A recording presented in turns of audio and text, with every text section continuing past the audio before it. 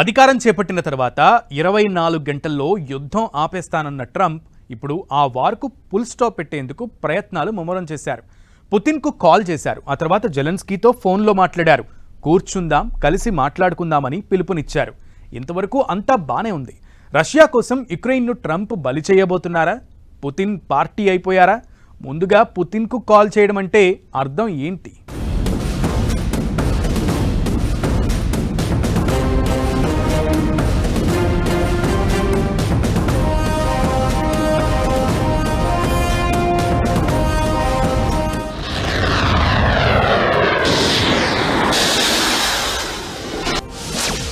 రష్యాకు అనుకూలంగా మారిన ట్రంప్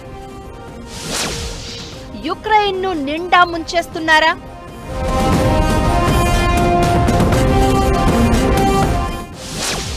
పుతిన్కే ఫస్ట్ ఫోన్ కాల్కు అర్థం అదేనా?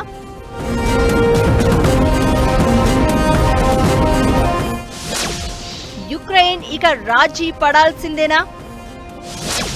జెలెన్స్కీ ముందున్న ఆప్షన్లు ఏంటి? రష్యా యుక్రెయిన్ యుద్ధం మిగిల్చిన విధ్వంసం, విషాదం అంతా ఇంతా కాదు. యుక్రెయిన్ నాటోలో చేరితే తనకు ఇబ్బంది అని అనుకున్న పుతిన్ యుద్ధం ప్రకటించారు. 3 ఏళ్లుగా దండయాత్ర చేస్తూనే ఉన్నారు. చిన్న దేశం అయినా యుక్రెయిన్ తగ్గేదేలే అంటోంది. రష్యాకు అన్ని రకాలుగా గట్టి కౌంటర్ ఇస్తోంది. ఏదైతే అదైంది, చూసుకుందామని యుక్రెయిన్ను నాటో దేశాలు ముందుకు తోశాయి. దీంతో 3 ఏళ్లుగా యుద్ధం జరుగుతూనే ఉంది. రష్యా యుక్రెయిన్ మధ్య ప్రాంతాలు రగులుతూనే ఉన్నాయి. యుక్రెయిన్లో 40% వరకు రష్యా స్వాధీనం చేసుకుంది. లక్షల కోట్ల విధ్వంసం జరిగింది. కనిపించట్లేదు, చెప్పట్లేదు, కానీ చాలా ప్రాంతాలు గాజాలా మారిపోయాయి. శిథిలమైన ఆ ప్రాంతాలను రిపేర్ చేయడానికి ఎన్నేళ్లు పడుతుందో చెప్పడం కూడా కష్టమే. ఈలోపు అమెరికాలో అధికారం మారింది. ట్రంప్ గద్దెనెక్కారు. అయితే ఇప్పుడు ఆయన తీసుకుంటున్న నిర్ణయాలే ప్రపంచవ్యాప్తంగా కొత్త చర్చకు కారణమవుతున్నాయి.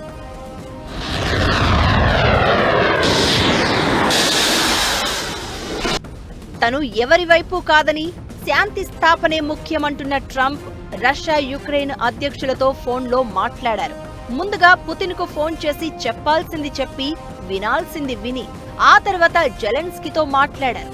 ముగ్గురం కలుద్దాం, ఇద్దరూ మాట్లాడుకోండని ఓ ప్లేస్ ఫిక్స్ చేశారు. అయితే తాను ఎవరి వైపు కాదు అని పదే పదే చెప్తున్న ట్రంప్ రష్యా వైపు ఉండి యుక్రెయిన్ను బలి చేస్తున్నారా అనే చర్చ జరుగుతోంది. యుక్రెయిన్తో పాటు ప్రపంచ దేశాల నుంచి వినిపిస్తున్న అభిప్రాయాలు ఇవే. యుక్రెయిన్ దేనికోసమైతే యుద్ధం మొదలుపెట్టిందో, ఇంకా యుద్ధం చేస్తుందో అవే వదులుకునే పరిస్థితులను ట్రంప్ కల్పించే అవకాశాలు క్లియర్గా కనిపిస్తున్నాయి. ఇద్దరి అధ్యక్షులకు ఫోన్ చేయడానికి ముందు ఆయన చేసిన ప్రకటనలే దీనికి సాక్ష్యంగా కనిపిస్తున్నాయి. ట్రంప్ ఆలోచన ఎప్పుడూ అమెరికా యాంగిల్లోనే ఉంటుంది, పైగా ఆర్థిక కోణంలో ఉంటుంది. ఇప్పుడు రష్యా యుక్రెయిన్ యుద్ధాన్ని కూడా ఆయన అలానే డీల్ చేస్తున్నారని అనిపిస్తోంది పరిణామాలు చూస్తుంటే. రష్యా యుక్రెయిన్ యుద్ధం మొదలైందే నాటో సభ్యత్వం అనే మాట చుట్టూ. యుక్రెయిన్ కు సాయం చేస్తూ రష్యాతో పరోక్ష యుద్ధం చేయడం వల్ల తమకు ఒరిగేదేమీ లేదని ట్రంప్ ఫిక్స్ అయినట్లు కనిపిస్తున్నారు. అందుకే ఈ వార్కు ఫుల్ స్టాప్ పెట్టాలని ఫిక్స్ అయ్యారు. నాటోలో సభ్యత్వం ప్రాక్టికల్ గా వర్కౌట్ కాదని జెలెన్స్కీకి క్లియర్ గా చెప్పేసిన ట్రంప్ రష్యా స్వాధీనం చేసుకున్న ప్రాంతాలు కూడా రావు, ఫిక్స్ అయిపో అన్నట్లుగా ఓ సందేశం పంపించారు. ఇక్కడితో ఆగారా అంటే రష్యాలో యుక్రెయిన్ కలవచ్చు, కలవకపోవచ్చు అంటూ మరో పజిల్ మిగిల్చారు. అంటే ఓవరాల్ గా రష్యా వైపు ఉండి యుక్రెయిన్ ను బలి చేసేందుకు ట్రంప్ సిద్ధమైనట్లు కనిపిస్తున్నారు. ఇప్పుడు డొనాల్డ్ ట్రంప్ చేసేది ఆయన అనుభవం మీద చక్కగా రష్యాకి అంతా చేస్తాను, వచ్చి ఈ సెటిల్మెంట్లో కూర్చో, కాంప్రమైజ్ కూర్చో అని చెప్పి వ్లాదిమిర్ పుతిన్ వచ్చి ఆ బల దగ్గర కూర్చునే వరకు ఇది అవుతుంది.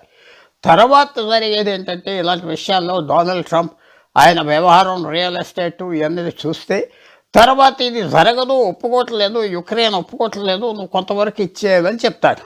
అప్పుడు ఏమవుతుందంటే అప్పుడు రష్యా ఎవరైతే కాంప్రమైజ్కి వచ్చారో ప్రపంచం అంతా చూస్తుంది, తిరిగి వెళ్ళిపోయి మొండిగా ఉంటే మాత్రం రష్యాకి వ్యతిరేకం తిరుగుతుంది. అప్పుడు డొనాల్డ్ ట్రంప్ కూడా చెప్తాడు.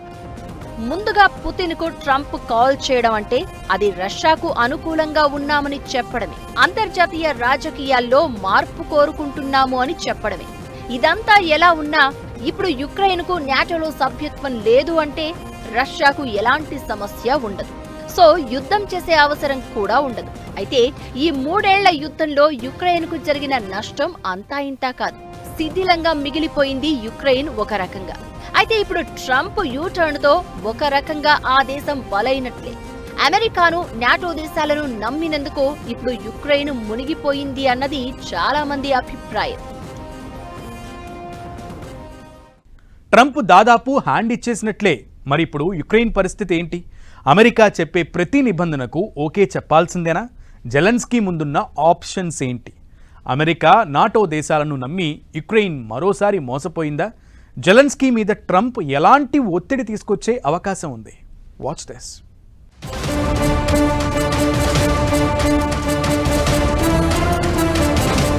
ఏ దేశాన్నైనా బెదిరించి దారిలోకి తెచ్చుకోవడం అమెరికాకు అలవాటు. అయితే ఇప్పుడు ఈ యుద్ధాన్ని ఆపేందుకు ట్రంప్ కూడా అదే పని చేస్తున్నారా అనే చర్చ మొదలైంది. రష్యాలో యుక్రెయిన్ విలీనం కావచ్చు, కాకపోవచ్చు అంటూ ఆయన చేసిన వ్యాఖ్యలు హాట్ టాపిక్ గా మారాయి. నిజానికి ఈ ప్రకటన జెలెన్స్కీని బెదిరించినట్లు వినిపిస్తున్నాయి. తన మాట వినకపోతే యుక్రెయిన్కు అమెరికా సహాయం చేయడం ఆపేస్తుందని ట్రంప్ బహిరంగంగానే చెప్తున్నారు. అమెరికా సాయం లేకుండా యుక్రెయిన్ వీక్ అవుతుందని, దాన్ని రష్యా విలీనం చేసుకుంటుందని అంటున్నారు. అంటే ఇది ఒక రకంగా రష్యాకు అనుకూలమైన ప్రకటనే అన్న అభిప్రాయాలు వినిపిస్తున్నాయి. ఒక్క ఫోన్ కాల్తో యుద్ధం ముగిసే ఛాన్స్ లేదు. చర్చలు ఇప్పుడు ప్రారంభమయ్యే అవకాశం ఉంది. అయితే చర్చలు మొదలయ్యాక ట్రంప్ ఒత్తిడితో డిమాండ్ల విషయంలో జెలెన్స్కీ ఏమాత్రం తగ్గినా అది యుక్రెయిన్ ఉనికికే ప్రమాదంగా మారే అవకాశం ఉంటుందనే చర్చ జరుగుతోంది.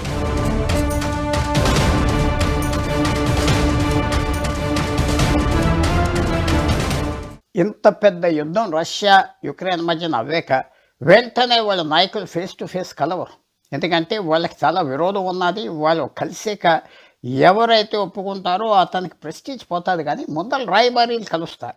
ఫస్ట్ మీటింగ్ విషయంలో జరిగేది ఏంటంటే డొనాల్డ్ ట్రంప్ వ్లాదిమిర్ పుతిన్ కలుస్తాడు, రష్యాలో కలవడు, సౌదీ అరేబియాలో కలుస్తాడని వార్త వచ్చింది. డొనాల్డ్ ట్రంప్ ఫస్ట్ మీటింగ్ కలిసాక జెలెన్స్కీని కలుస్తాడు. తర్వాత వాళ్ళ ఫారెన్ మినిస్టర్స్, వాళ్ళ అంబాసిడర్స్ కలుస్తారు. వార్కు పుల్ స్టాప్ పెట్టేందుకు గతేడాది జూన్లో పుతిన్ కొన్ని షరతులు విధించారు. అయితే ఇప్పుడు యుద్ధానికి ట్రంప్ తన మార్క్ ట్రీట్మెంట్ మొదలు పెట్టారు. దీంతో యుద్ధం ఏ మలుపు తిరగబోతుందన్నది ఆసక్తి రేపుతోంది.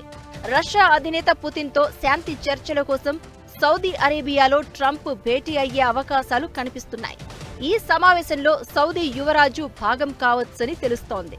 ఇకటు అమెరికా ఉపాధ్యక్షుడు జేడీ వాన్స్, విదేశాంగ మంత్రి మార్కో రూబియోతో మ్యూనిక్ సదస్సులో జెలెన్స్కీ భేటీ కాబోతున్నారు. ఆ తర్వాత శాంతి చర్చలు స్టార్ట్ అయ్యే అవకాశాలు ఉన్నాయి. ఒకటి మాత్రం క్లియర్, అమెరికా, ఇతర నాటో దేశాల్ని నమ్మి రష్యాతో యుద్ధానికి దిగాడు జెలెన్స్కీ. తీరా యుద్ధం స్టార్ట్ అయ్యాక అందరూ చేతులెత్తేశారు. ఎవరి దారి వారు చూసుకున్నారు. ఇప్పుడు యుద్ధంలో వెనక్కి వెళ్లే అవకాశం లేదు. దీంతో నష్టపోయేది కూడా తమ దేశమే. ఓవరాల్ గా అమెరికా మిత్ర దేశాల్ని నమ్మితే చివరకు యుక్రెయిన్ పరిస్థితే ఎవరికైనా అనే చర్చ జరుగుతోంది.